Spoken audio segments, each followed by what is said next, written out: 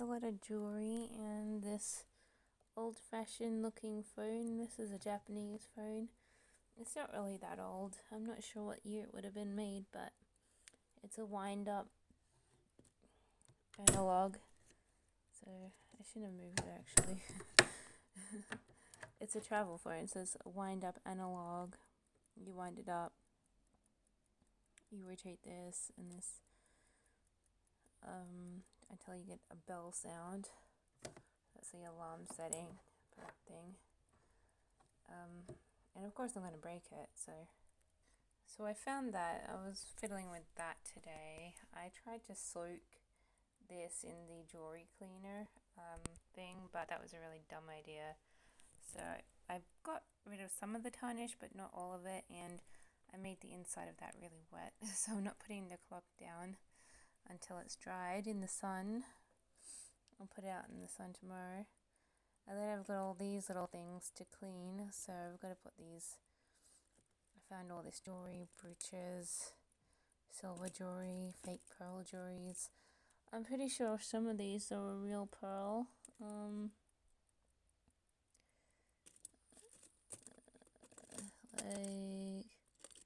this one. Some of these could be pearl. I mean, I'm thinking they're all mostly fake pearl, but one of them did almost look like real pearl.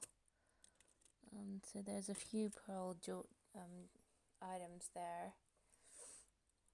So I'm going to clean that all tomorrow and put it in my box. And bonus, I've been wanting a ring lately to put on my finger, and I found a ring that will fit my finger. So this is like a pretty darn big ring to sit comfortably on my finger. So I already have one ring that sits on my finger, but the other ones, the two rings that I have there are a bit small, but this one's a real good fit. It's a real big size though, because I've got I get swollen fingers from having issues, and but this one fits, so it's just mammoth. I also found some ornaments. I got a couple there. These ornaments I had when I was a teenager. I got them for my birthday when I was 12 or 13 or so, maybe 11, I don't know, when I was a young teenager. And I still have them, so I'm sort of trying to keep them. And same with these wind chimes. These used to be in my bedroom growing up, except for those ones. These are newer. I bought them 10 years ago, I guess. And these ones are 25 years or so. And anyway, I still have them, so memories from childhood. And I'm thinking of keeping this. I want to almost keep the two cheetahs and have a gold cheetah and a wood cheetah on either side of this, because I think it looks cool. So I'm thinking about keeping them and putting them on my shelving, because I think they're cute, even though that one's made of wood and stuff, but I think it's cute. These two lovely boxes are the best kinds of Christmas present you can give someone. So they're going to be sitting there until Christmas, which is a pretty 10 months, I guess. So, but I bought them January or February because they're on special, and I was like, well, you won't get that any cheaper, and they're excellent Christmas presents. So they're just filling up a heap of space until Christmas, but they'll be really great Christmas presents. And the other thing I found was this I was given to me for my birthday at least 6 years ago, if not 8 or 9 years ago.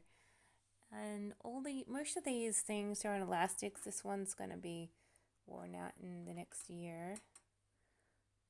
This one is probably going to be worn out in 1 or 2 years time, and this one has very new elastic. When I start using that, that's gonna be 1 to 2 years, I guess, maybe 3.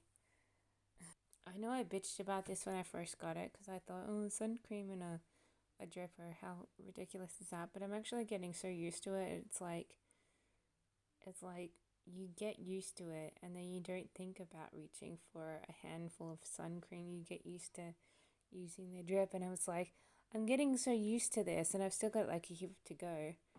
until it's done. But I do get used to just putting a few drops on your face, so it might be something that catches on.